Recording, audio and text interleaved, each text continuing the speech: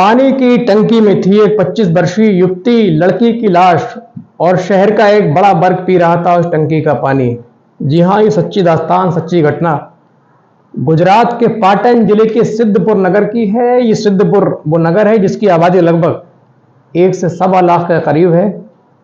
यहीं के रहने वाली एक 25 साल लड़की लवीना हरवानी, जिसकी शादी 12 मई को अहमदाबाद में एक लड़के के साथ फिक्स हुई थी, तय हुई थी। 1 या 2 तारीख को प्री वेडिंग शूट भी कराया गया था। काफ़ी खुश लग रही थी, काफ़ी खुश नज़र आ रही थी।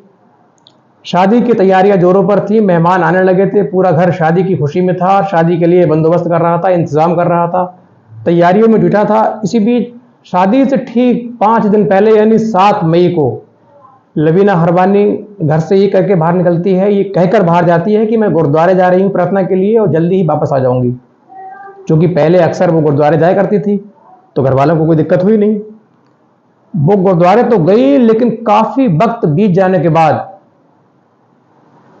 काफ़ी समय गुजर जाने के बाद जब वो वापस नहीं लौटी तो घर वालों को चिंता हुई, घर वालों को फिक्र हुई। उन्होंने अपने तरीके से जिस रास्ते में होकर के गुरुद्वारा का रास्ता था, पूरा रास्ता छान मारा, लोगों से पता किया। लोगों ने उसके देखने को लेकर के साफ इनकार कर दिया।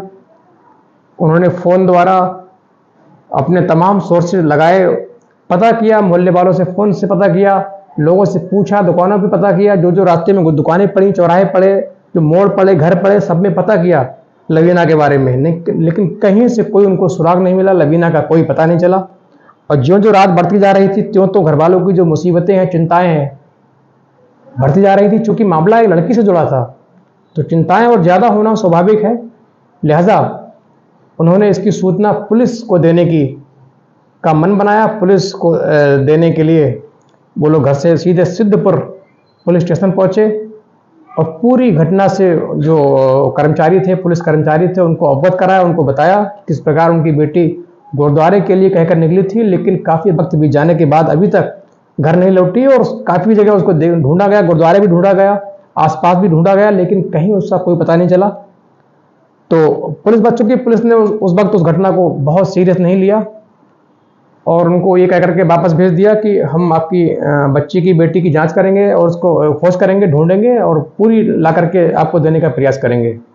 लिहाजा जो परिजन हैं वो घर वापस आ गए और अपने तरीके से उसको ढूंढने लगे। पुलिस भी खोज करने लगी और धीरे धीरे जो है दिन बीत रहे थे। लवीना का कोई सुराग नहीं लग रहा था, कोई सुराग नहीं मिल रहा था। धीरे धीरे 12 मई की तारीख आ गई। चूंकि ससुराल वालों को खबर कर दी गई थी कि बेटी के साथ ऐसी घटना घट गई है, लवीना गुमशुदा हो गई है, तो शादी की बात जो थी वो टाल दी गई। लवीना को चारों ओर ढूंढा जा रहा था, पुलिस के हाथ भी खाली थे, कहीं कोई सफलता नहीं मिल रही थी। धीरे धीरे वक्त बीत जाने के बाद, धीरे धीरे वक्त बीत रहा था, लेकिन लगभग तारीख आ गई ये 16 तारीख के आसपास। लोग जो शहर के खास हिस्से के लोग थे, उस लगभग 4000 घर थे, उनके सामने विकट समस्या पैदा हो गई। लोग जो सुबह सोकर उठे तो उन्होंने जब अपने नल खोले, नलों को खोला तो उसमें से बदबूदार और गंदा पानी आ रहा है। उन्होंने देखा कि हमारे नलों से गंदा और बदबूदार पानी निकल रहा है। आस पड़ोस के जो लोग हैं, जब उनके तक बात पहुंची तो उन्होंने भी सेम परेशानी का यह घटना अपने यहाँ भी होने का जिक्र किया। धीरे धीरे ये गंदे और बदबूदार पानी की बात उस खास इलाके में पूरी तरह फैल गई, पूरे शहर में फैल गई। ये सबको पता लग गया कि ये खास इलाके में लगभग जहाँ 4000 घर हैं उनमें सब में बदबूदार और गंदा पानी आ रहा है। अब लोगों ने इकट्ठा होकर के नगर पालिका से शिकायत की, नगर पालिका के कर्मचारियों को इसके बारे में अवगत कराया, संबंधित अधिकारियों को के संज्ञान में दिया, लेकिन उन्होंने पानी की सप्लाई चेक कराने को कहकर लोगों को समझाकर घरों को भेज दिया और इस घटना को काफी हल्के में लिया, इसको गंभीरता से नहीं लिया। लोग घर वापस आ गए, उस पानी को जैसे तैसे पी रहे थे। लेकिन 1-2 दिन बीतने के बाद जब लोग अपने घरों से सोकर उठे तो एक बहुत बड़ी समस्या पैदा हो गई। एक बहुत बड़ी समस्या नई शुरू हो गई, यानी 16 मई के आसपास एक बहुत बड़ी मुसीबत खड़ी हो गई, नई समस्या पैदा हो गई। 16 मई को जब लोगों ने अपने अपने नल खोले नलों में तो देखा कि नलों में पानी गायब है, नलों में पानी ही नहीं है। अब एक नई समस्या खड़ी हो गई, क्योंकि पहले जो पानी आ रहा था वो गंदा था, बदबूदार था, लेकिन शौच के और कपड़े धोने के, बर्तन धोने के काम तो कम से कम आ रहा था, लेकिन अब पानी ही नहीं आ रहा है। तो लोगों का जो गुस्सा है वो फूटा, आक्रोश लोगों का बढ़ा।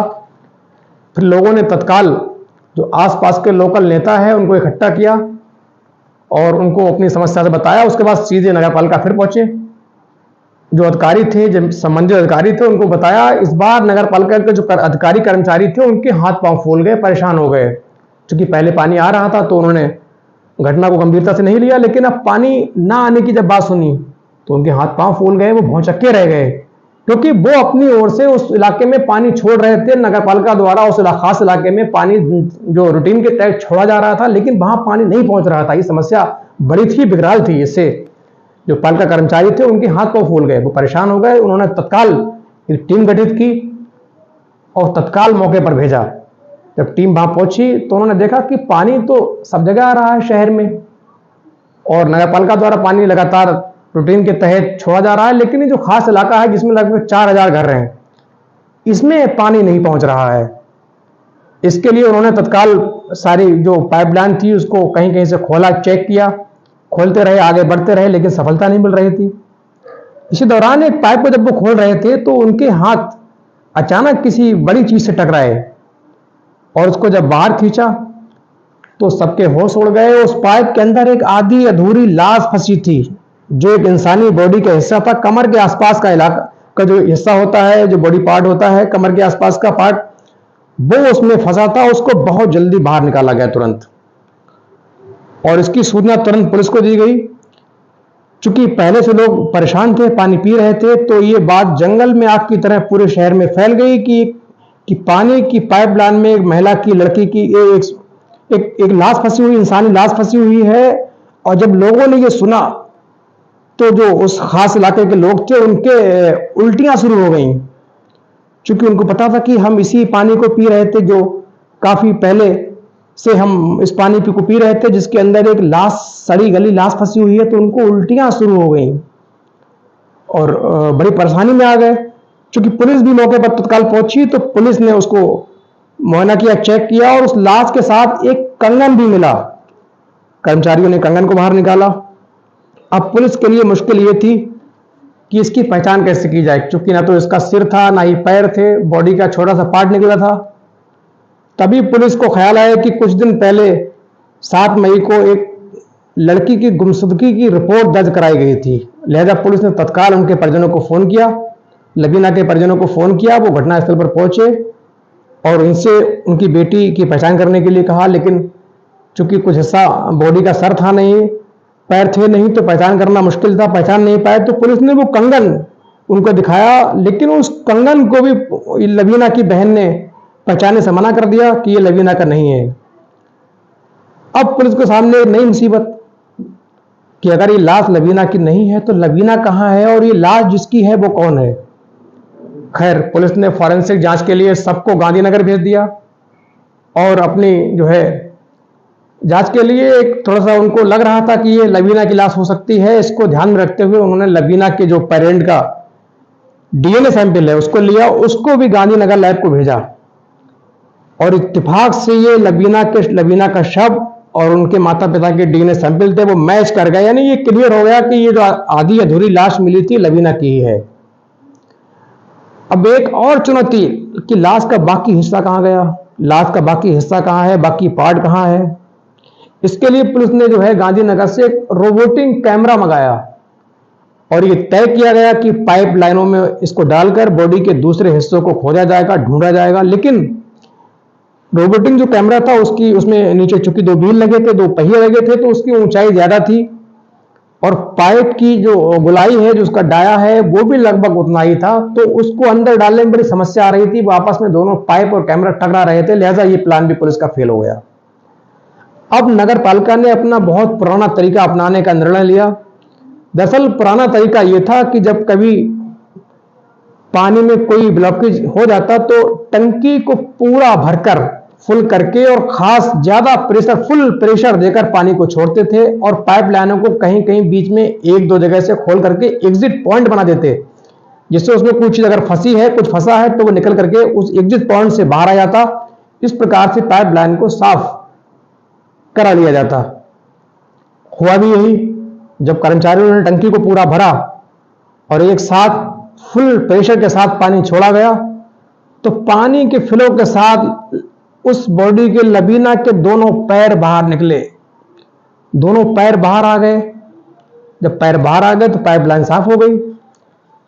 लेकिन और जब पानी दिया गया और प्रेशर दिया गया, तो जो जबड़े थे, कुछ जबड़े बाहर आए, जो डेड बॉडी के जबड़े थे, जो लाश के जबड़े थे, वो बाहर निकले।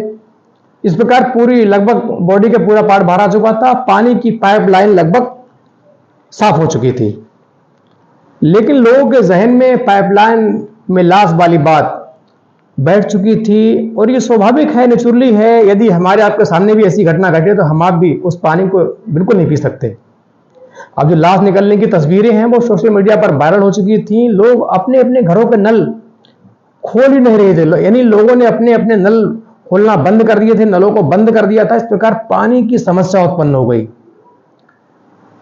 तभी जो सिद्धपुर की नगर पालिका है उसने उस इलाके में ऐलान करवाया, देखिए अब पाइपलाइन साफ हो चुकी है, अब हमें पानी को साफ करने के लिए बड़ी मात्रा में क्लोरीन डालने की आवश्यकता है। हम अगले 24 घंटे तक लगातार पानी में क्लोरीन डालकर पाइपलाइनों को साफ करेंगे। उसके बाद आपके लिए जो पानी आएगा वो स्वच्छ और शुद्ध आएगा, उसको आप पीने के लिए इस्तेमाल कर सकते हैं, उसमें कोई दिक्कत नहीं होगी।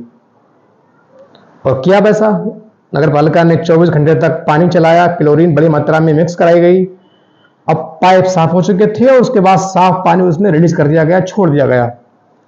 इसके बाद दोबारा फिर नगर पालिका ने ऐलान करवाया कि आप पानी पीजिए, पानी पीने लायक है, पानी साफ आ रहा है। लेकिन लोगों के जहन में वही सारी तस्वीरें, वही घटना, वही सीन चल रहे थे, लिहाजा कोई पानी पीने को तैयार नहीं।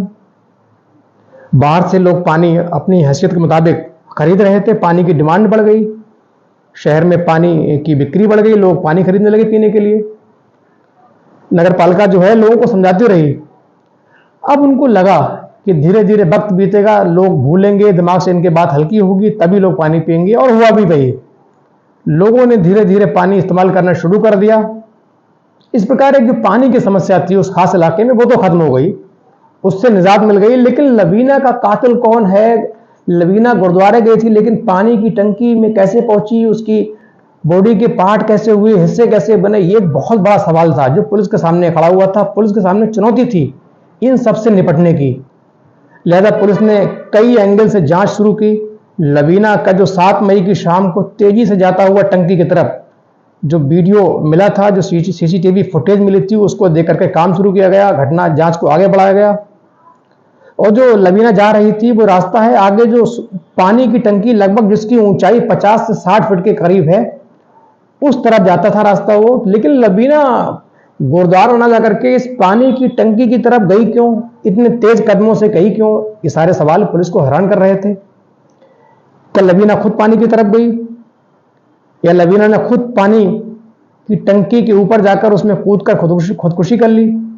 लेकिन पानी की टंकी इस इलाके में है, वहां शाम की बात तो छोड़िए, वहां दिन में भी लोग जाना पसंद नहीं करते, क्योंकि झाड़ियों वाला इलाका है, दूर दराज का इलाका है, ये एकांत इलाका है, वहां कोई गार्ड रहता नहीं है। लिहाजा और जब लड़की अंदर कूदेगी तो उसकी डेथ हो जाएगी, फिर उसकी बॉडी के पार्ट कैसे होंगे? क्योंकि अंदर कोई कटर तो है नहीं, अंदर ब्लेड तो है नहीं, जिससे उसकी बॉडी के पार्ट हो जाएंगे। ये सवाल पुलिस के मन में बसा हुआ था। लिहाजा आत्महत्या की जो घटना है, आत्महत्या की जो बात है, उससे वो पुलिस को हजम नहीं हुई, उसको नकार दिया गया। अब यदि लवीना का मर्डर हुआ है तो इसमें एक व्यक्ति का काम नहीं है, क्योंकि इतना ऊपर एक डेड बॉडी को अंदर संकरे जीने से अंधेरे में 50-60 फीट ऊपर ले जाना, जाके फेंकना, ये एक आदमी का काम नहीं हो सकता। लिहाजा पुलिस जो है तमाम एंगल से जांच को आगे बढ़ा रही है, जांच कर रही है, इस मिस्ट्री को सुलझाने की कोशिश कर रही है, अपनी तरफ से पूरी कोशिश कर रही है इस केस को सुलझाने की। और उधर लवीना के जो माँ बाप हैं वो इस उम्मीद में बैठे हुए हैं कि उनकी बेटी के साथ इंसाफ होगा, बेटी को न्याय मिलेगा, बेटी की मौत का जो कारण है वो पता लग सकेगा। यदि उसका मर्डर हुआ है, कत्ल हुआ है, तो उसके जो कातिल हैं उनको सजा मिलेगी और लवीना के लिए वही सच्ची श्रद्धांजलि होगी। और इस प्रकार आज की जो घटना है, वारदात है, वो ख़त्म होती है। और आखिर में आपसे हम रिक्वेस्ट करेंगे, चैनल को सब्सक्राइब करें, लाइक करें, शेयर करें, कमेंट करें, क्योंकि हम लगातार ऐसे वीडियोस बनाते हैं जिससे हमारे समाज में लोग होशियार हो जाएं, जागरूक हो जाएं। क्योंकि आने वाले कल में क्या होगा ये ना तो आपको पता है ना हमें पता है। लिहाजा इन घटनाओं से हम बहुत बड़ा सबक लेकर के अपने और अपने परिवार को सुरक्षित रख सकते हैं। हमारे परिवार और हम सुरक्षित रह सकते हैं ऐसी घटनाओं से सबक लेकर के, ऐसी एक्टिविटी से सबक लेकर के, ऐसी वारदातों से सबक लेकर के। और अगले वीडियो में फिर हाजिर होंगे। मुझे दीजिए इजाज़त। जय हिंद।